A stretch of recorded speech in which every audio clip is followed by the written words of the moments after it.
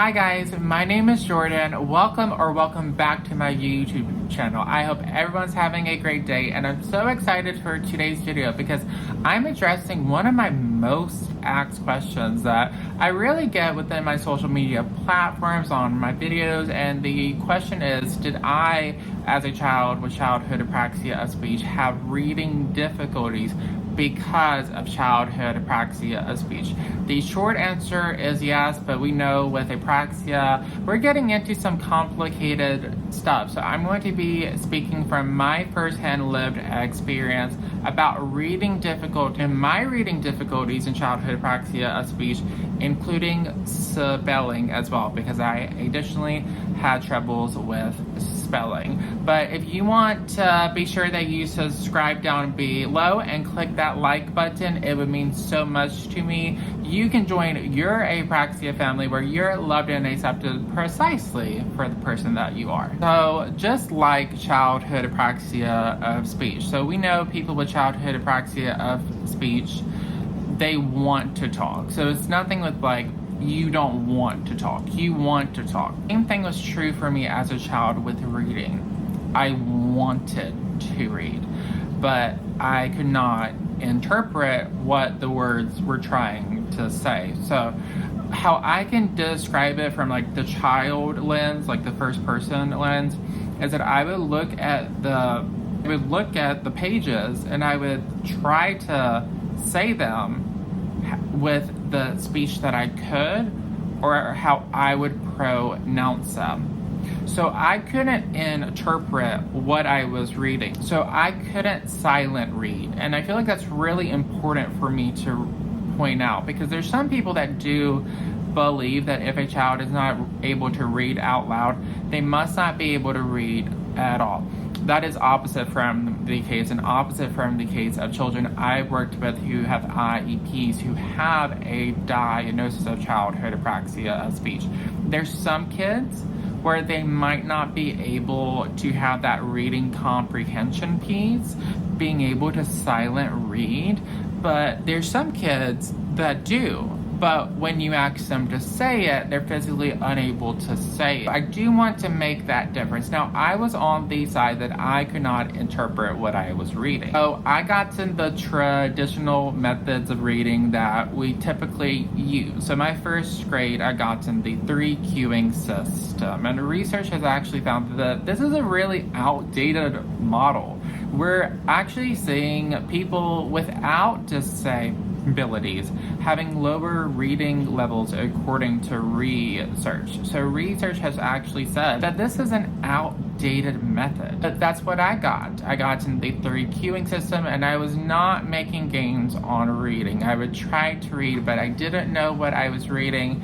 They would try to like test me to see if I knew what I was reading, but we have to remember, like when I was in first grade and second grade, I might have been able to say some words, but when I refer to that I was able to talk in words, I'm talking about maybe like a handful of words that were very inconsistent and were never the same. For my first grade year, you know, they're really teaching you in first grade. They're really teaching you like how to read and how to spell, because when you get to your third grade year, really the instruction changes from learning how to do those two things to those two things being the foundation you need to learn further material.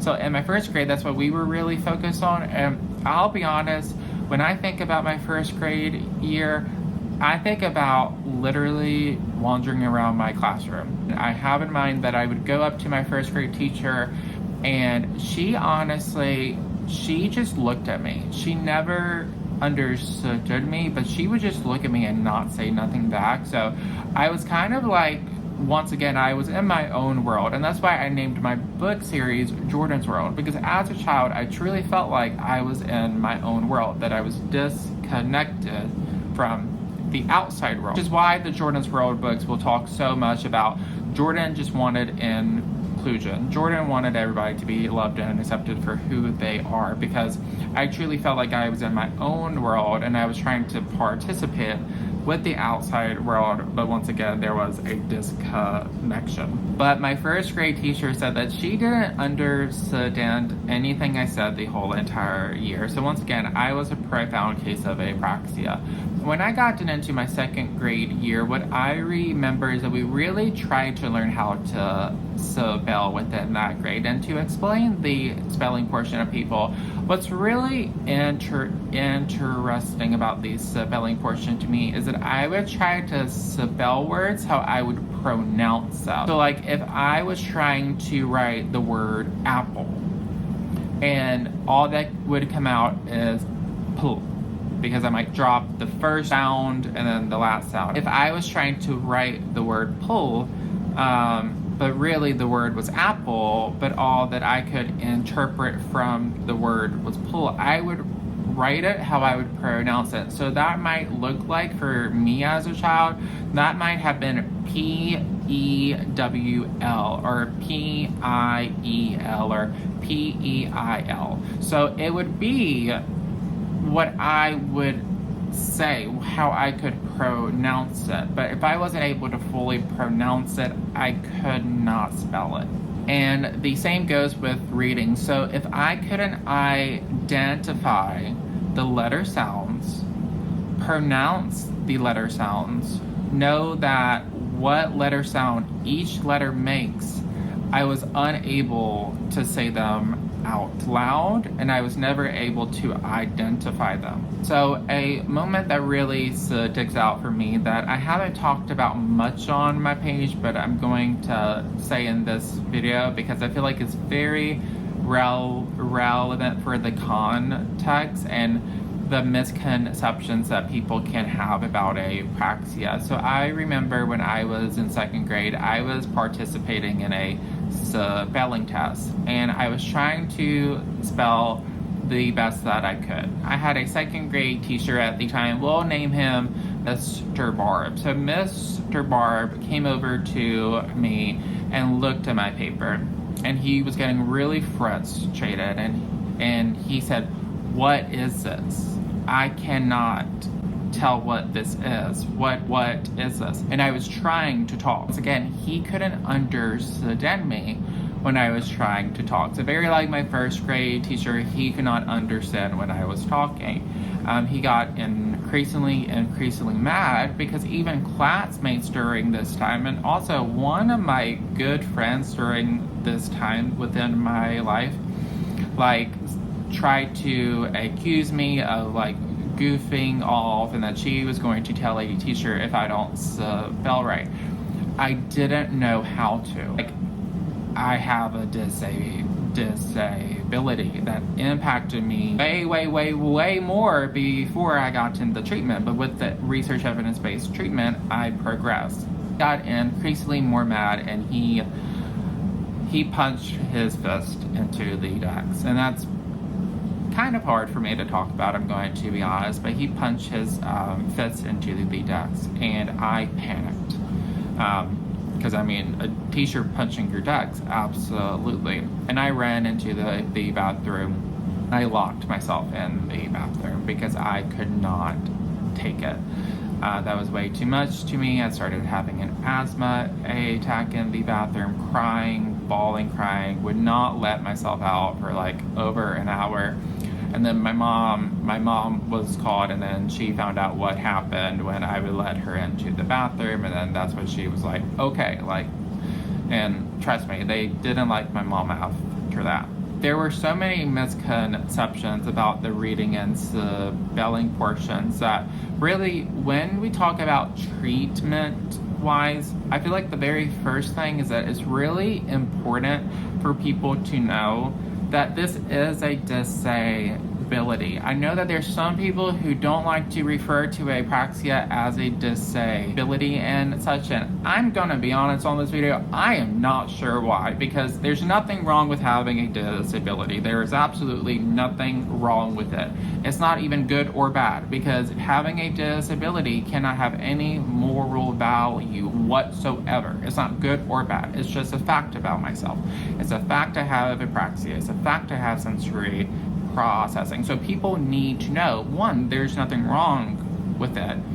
And two, if a child has a disability that impacts us, they cannot help it. It's not a choice. It's not a refusal behavior. I've heard that so many times during IEPs. It makes me want to pluck every hair off my head. It is not a matter of that. It's that it's not accessible to them. So what can help them? Well, in my personal experience, we had to increase the days of my speech sessions because once again, if I could not read the words I was trying to pronounce and identify them and know what sound they made, I was not making progress with it. So I had to learn how to. I also had to learn, in addition to that, I had to learn with a multi-sensory method. Now, a multi-sensory method I would really recommend is Orton Gillingham. So I'm an Orton Gillingham tutor. I have my associate's level in Orton Gillingham. I've taken the instruction and I tutor kids now in Orton Gillingham. And there's a lot of research that backs up the multisensory approach, not only for children with disabilities, with reading difficulties, but then also as well for any student whatsoever. So once we had increased the speech time and I was really making gains within my speech, which I was so excited for because once again, I always wanted to talk, but physically it was really, really difficult.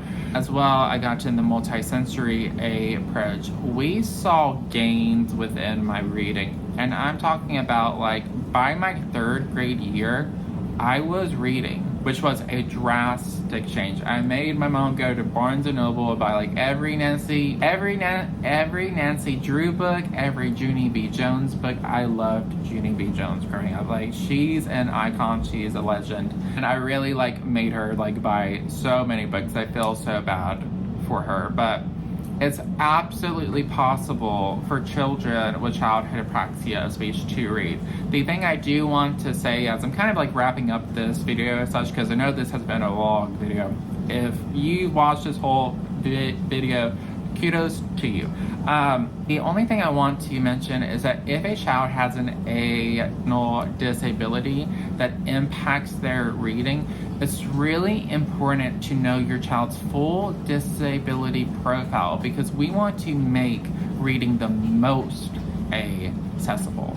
And if we were to only look at one portion, it wouldn't be, if I was their IEP advocate, it wouldn't be ethical on my part. And what research has actually found about childhood apraxia of speech is more so rather the rule than the exception for childhood apraxia of speech to occur with comorbidities, with co-occurring conditions. So I would really recommend a full reading profile. We want to know what all is affected because we want to set your child up for success. And also, for people who may not know, I have a book series out called Jordan's World, and then a second book series called Jordan's Journeys as well, where I talk about my real life experiences growing up with childhood apraxia of speech. And why I wanted to show the books actually is we are talking about how I couldn't read at one point in my life. So to be an author, it makes me emotional, but it makes me so happy. And actually my third book, The Boy Who Spoke Even When His Voice Shook, actually talks about my first time learning how to read and how I read in front of my class because I was so incredibly proud of myself for learning how to read. That why I named it The Boy Who Spoke Even When His Voice Shook. I know that's a long title, is because even though I was having speech difficulties, it didn't matter to me.